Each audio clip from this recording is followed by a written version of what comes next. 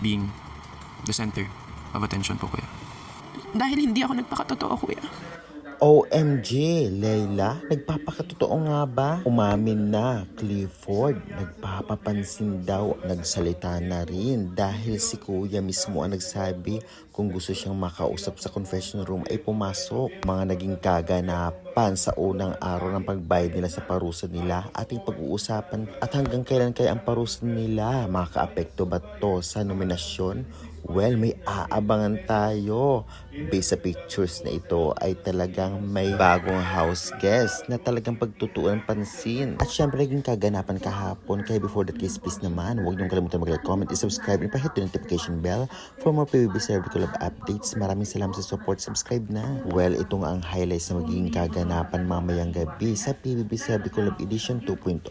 Ngayon November 3, 2025, kung ating makikita sa screen ay umiiyak si Layla at nagsabi kay kuya dahil pinayagan ni kuyang kausapin siya sa loob ng confession room habang pinaparusahan sila. Syempre kung gustong kausapin doon si kuya ay pumasok na lang sa confession room at isa na dito si Layla.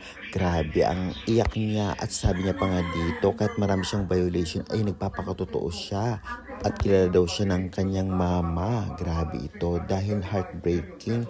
Baka daw kasi ay talagang na-offend na ang kanyang parents sa kanyang pinaggagawang violation sa loob ng bahay ni kuya.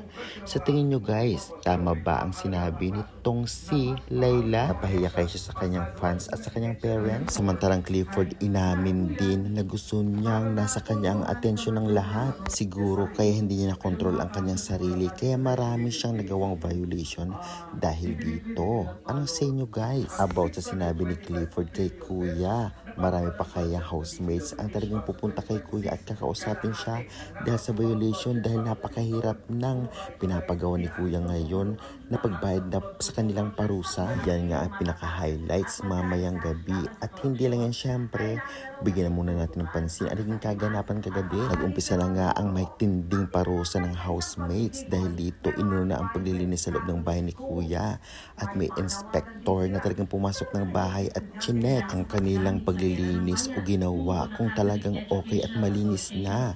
Sa unang try nga ay thumbs down ang mga inspector sa kanilang ginawa o paglilinis kaya inulit nila ito. Grabe nahirapan talaga sila dahil nasa kulungan sila habang ngang ginagawa ang kanilang parusa. Grabe talaga at syempre kung ating mapipansin ay talagang sino kaya ang inspector na ito o sino-sino kaya sila. Syempre may separate video tayo about dyan kaya tutok lamang sa ating video dahil may papasok na bagong house guest at sila nga yung mga inspector. Sino kaya sila?